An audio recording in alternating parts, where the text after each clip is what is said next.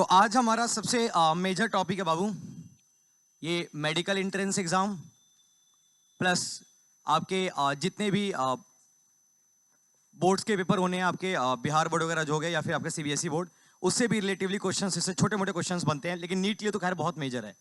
Topic का नाम है, गेट लगा दो, टॉपिक का नाम है respiratory volume and respiratory capacity. Respiratory capacity. देखो बाबू, इधर ध्यान से सुनना मेरी बात को आप लोग। कल हमने आपको कुछ चीजें समझाई थी बहुत ही मेजरली, अगर आपको थोड़ा बहुत भी याद हो तो शायद आप समझ पाओगे। कल हमने कहा था कि देखो बाबू, हम अपने लंग्स को ना चेंज नहीं कर सकते। हमें पता है कि हमें ऑक्सीजन लेना है तो वो बाहर से लेंगे हम, हमारा लंग्स खुद का तो ऑक्सीजन बनाता नहीं है, तो वो हमें बाहर से जुगाड़ करने की जरूरत होती है उसको, ठीक है। लेकिन फिर सवाल ये है कि बाहर की चीज अंदर तो तब आएगी ना जब बाहर का प्रेशर क्या होगा, ज्यादा, और अंदर का प्रेशर क्या होगा, कम। क्योंकि किसी भी चीज का मूवमेंट तो तभी मुमकिन है जब कॉन्सेंट्रेशन ग्रेडियंट का डिफरेंस हमें मिले। बिल्कुल, high pressure to low pressure, मतलब तभी कोई भी चीज का मूवमेंट पॉसिबल होगा जब हमारे पास ग्रेडियंट का डिफरेंस मिलता है, मतलब कोई भी चीज हाई से क्या हो, लो में हो। मैंने कहा था पानी पहाड़ से नीचे गिरता है, क्योंकि पानी ग्लेशियर जो पिघल रहा है वो कहां पिघल रहा है, पहाड़ में, तो वो जमीन पे आएगा, नदी बनाएगा, ना कि नदी का पानी का मूड खराब हो गया तो ऊपर चला जाएगा। ऐसा पॉसिबिलिटी नहीं होता, ठीक है। तो ये पॉसिबिलिटी कभी मुमकिन नहीं है। तो कहने का मतलब ये है बाबू हमारे पास कि कोई भी मूवमेंट जो है वो हमेशा हायर कॉन्सेंट्रेशन टू या फिर higher pressure to generally low pressure होता है। तो आप सबको ये चीज बहुत बखूबी पता है कि हमारा लंग्स सर प्रेशर का तो कुछ नहीं कर सकता, क्योंकि हमारे लंग्स में कोई ऐसा मशीन तो नहीं लगा हुआ है कि यूं हमने चैनल घुमा दिया तो भाई प्रेशर कम हो गया, या चैनल घुमा दिया तो प्रेशर ज्यादा हो गया। तो प्रेशर हमारे कंट्रोल की चीज नहीं है। लेकिन एक चीज नेचर ने हमें अपने कंट्रोल में दिया है, वो है वॉल्यूम। और बॉयल्स लॉ के अकॉर्डिंग, कल मैंने एक लॉ पढ़ाया था आपको, बॉयल्स लॉ।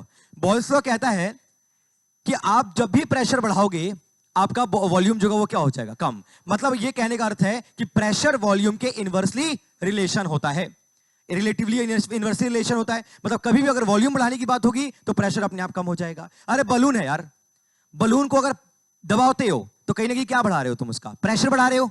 तो अगर प्रेशर बढ़ा रहे हो तो उसका वॉल्यूम क्या हो रहा है, कम। लेकिन हवा तो आपने उसके वॉल्यूम के अकॉर्डिंग भरा था, तो एक टाइम बाद वॉल्यूम क्या हो गया, बर्स्ट, क्योंकि आपने उसकी वॉल्यूम क्या कर दी, कम। बोलो। तो कहने का मतलब है कि जिंदगी में प्रेशर कभी भी बढ़ रहा होगा तो अल्टीमेटली उसका वॉल्यूम क्या हो जाएगा बाबू, रिड्यूस हो जाएगा, वॉल्यूम उसका कम हो जाएगा। तो हम एक चीज दिमाग लगाया, हमने सोचा यार हम प्रेशर से तो नहीं खेल सकते, वो बाहर ज्यादा हो अंदर कम हो, अंदर ज्यादा हो बाहर ज्यादा हो, हम इसमें कोई भी हमारा इसमें कंट्रोल नहीं है। लेकिन एक चीज है वो हमारे कंट्रोल का, वो हमारा वॉल्यूम है। तो अगर किसी भी तरीके से अपने फेफड़े का वॉल्यूम हम बढ़ा दें, अगर हम किसी तरीके से अपने लंग्स का वॉल्यूम बढ़ा दें, तो हम इस बात को ऐसे ना बोल के ये भी तो कह सकते हैं कि प्रेशर घटा दिया सर हमने लंग्स का। हमने वॉल्यूम बढ़ाने वाली वर्ड नहीं बोली, हमने क्या बोल दिया, प्रेशर घटा दिया, ठीक है। हमने बोला भैया हमारा वॉल्यूम कम हो रहा है फेफड़े में, मतलब प्रेशर बढ़ रहा है। भैया वॉल्यूम बढ़ गया, मतलब प्रेशर घट रहा है। तो बोल तो हम वॉल्यूम रहे हैं, लेकिन बात अल्टीमेटली किस पे पहुंच जा रही है, प्रेशर पे। वो होते हैं ना, जुबान आपके और शब्द किसी और के, बात तो वही हो रही है, बात आप वॉल्यूम की कर रहे हो लेकिन फील आपको प्रेशर का आ जा रहा है।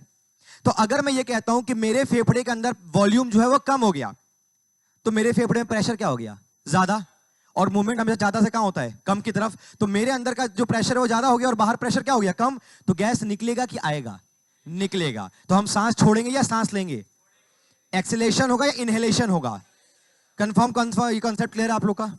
अगर भैया हमारा वॉल्यूम जो है अंदर ज्यादा हो गया तो अंदर प्रेशर क्या हो गया, तो अगर अंदर भैया प्रेशर कम हो गया तो बाहर प्रेशर तो ज्यादा है ना, तो मूवमेंट आउटसाइड टू इनसाइड होएगा। तो हम गैस को अंदर लेंगे, मतलब ऑक्सीजन हमारे बॉडी में आएगा, and this is called what, inhalation. ये बात सबको पता है।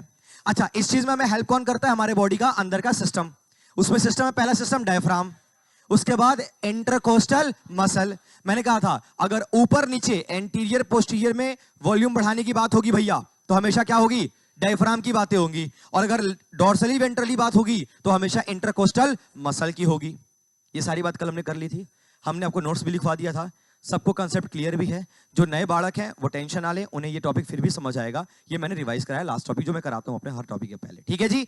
नए बालक जो है उन्हें दिक्कत नहीं होगी, सुनिए आप बस ध्यान से। तो बाबू ये टॉपिक का मतलब क्या है भैया, रेस्पिरेटरी वॉल्यूम और रेस्पिरेटरी कैपेसिटी। मैंने कल वॉल्यूम और कैपेसिटी में बहुत अच्छा डिफरेंस समझाया था, आज मैं फिर समझाता हूं बहुत सिंपल लैंग्वेज में। बेटा वॉल्यूम का मतलब है कि आप किसी पर्टिकुलर क्वांटिटी की बात कर रहे हो भैया। जैसे भाई मैं कहूं यार इस बोतल में 5 लीटर पानी है, इस बोतल में 1 लीटर पानी है, तो ये सब मैं क्या बता रहा हूं, इसके वॉल्यूम को बता रहा हूं। लेकिन मैं कहूंगा इस बोतल की औकात 5 लीटर की थी, लेकिन भैया पानी 1 ही लीटर है, तो इसका कैपेसिटी हो गया, क्या हो गया, कैपेसिटी। मैं कहता हूं इस बच्चे की पढ़ने की औकात 5 घंटे की, लेकिन पढ़ता आधा घंटा है, तो ये इसका क्या हो गया, कैपेसिटी हुआ। तो कैपेसिटी का मतलब सिंपल सी बात है, आप उसकी औकात की बात करते हो, आप उसकी लिमिटेशंस की बात करते हो, आप उसकी एक पीक वैल्यू की बात करते हो। पहले फर्क समझ में आया कि नहीं है वॉल्यूम और कैपेसिटी में। भैया बोलते हैं कैपेसिटी, नहीं कहते तोरा में कितना कैपेसिटी बता, हम देख लेता नहीं, आओ ना, बोलते हो ना, दिखाओ तो नहीं कितना तोरा में कैपेसिटी बा, आओ भेंट कर ले दुर्गा बाग मंदिर पर, करते नहीं करते हो। तो कैपेसिटी का मतलब क्या हो गया, आप उसके औकात को चैलेंज कर रहे हो, आप उसके औकात की बात कर रहे हो। बोलो, तुम तो कल एब्सेंट होने वाली थी 2 दिन के लिए, जाओ। ठीक है, तो रेस्पिरेटरी वॉल्यूम और रेस्पिरेटरी कैपेसिटी क्लियर हुआ बच्चा, सबको समझ आएगी बात। अच्छा जी, तो देखिए भैया इधर मेरी बात सुनिएगा। अब देखो बाबू, हमारे पास रेस्पिरेशन जो होता है भैया वो 2 तरीके का होता है। रेस्पिरेशन भैया कितने तरीके का होता है, 2। एक वो रेस्पिरेशन जो आप सामान्य स्थिति में ले रहे होते हो सांस, मतलब नॉर्मल रेस्पिरेशन, क्या बोलते हैं, नॉर्मल रेस्पिरेशन। एक वो होता है भैया जब आप फोर्सफुल सिचुएशन में सांस ले रहे होते हो, तब होता है।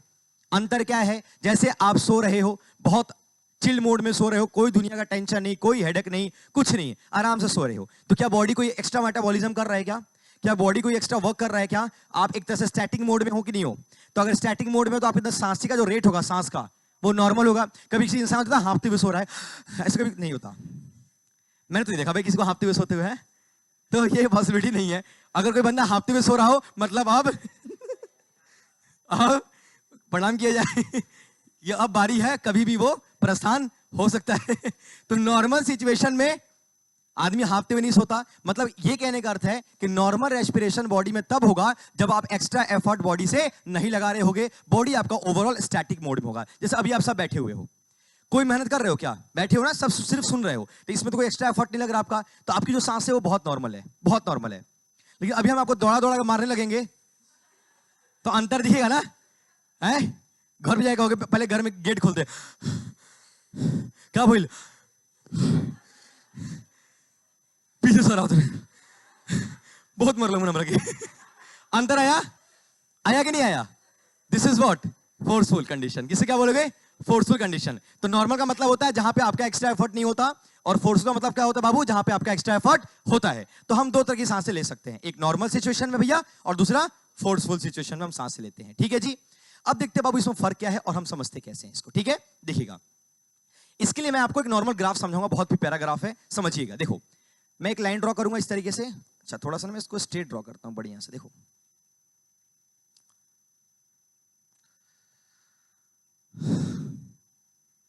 देखना बाबू, समझना मेरी बात को।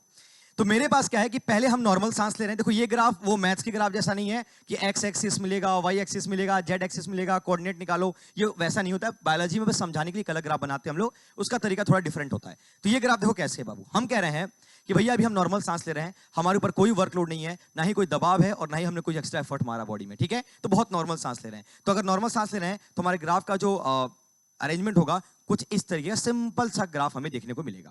मतलब अभी इसका यह मतलब है कि हम सांस कैसा ले रहे हैं, नॉर्मल सांस चल रहा है, छूट रहा है, चल रहा है, छूट रहा है, चल रहा है, छूट रहा है, मतलब हम सांस ले रहे हैं, छोड़ रहे हैं, ले रहे हैं, छोड़ रहे हैं, ले रहे हैं, छोड़ रहे हैं। मतलब अपर साइड को क्या दिखा रहा है, ले रहे हैं, और लोअर साइड क्या दिखा रहा है, छोड़ रहे हैं। अपवर्ड साइड ले रहे हैं, डाउनवर्ड साइड छोड़ रहे हैं। तो भैया लेने का रेट और छोड़ने का रेट भैया सेम है, मतलब हम एक्स्ट्रा एफर्ट नहीं लगा रहे हैं।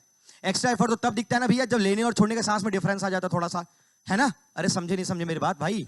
तो ये सर भैया एकदम नॉर्मल चल रहा है, एकदम बिल्कुल ठीक है। अच्छा, जिस इंस्ट्रूमेंट से हम सांस के वॉल्यूम को मापते हैं, अच्छा एक बात बताओ भैया, वॉल्यूम फिर आप ये कह रहे हो सांस लेना छोड़ना, फिर आप वॉल्यूम से माप रहे हो। अरे तो किससे मापूं, प्रेशर से मापूं क्या, प्रेशर हमारे कंट्रोल में था क्या, तो हमें हर पास के किससे मापना है, वॉल्यूम से। हमारे पास की चीज कौन है, तो हम किसकी बात करेंगे, और हमारे पास वॉल्यूम की बात करते करते किसका रिजल्ट आ जाएगा, प्रेशर का। तो बात तो वही है ना, नाक यूं पकड़ो या फिर यूं घुमा के पकड़ लो, पकड़ तो नाक ही रहे हो यार,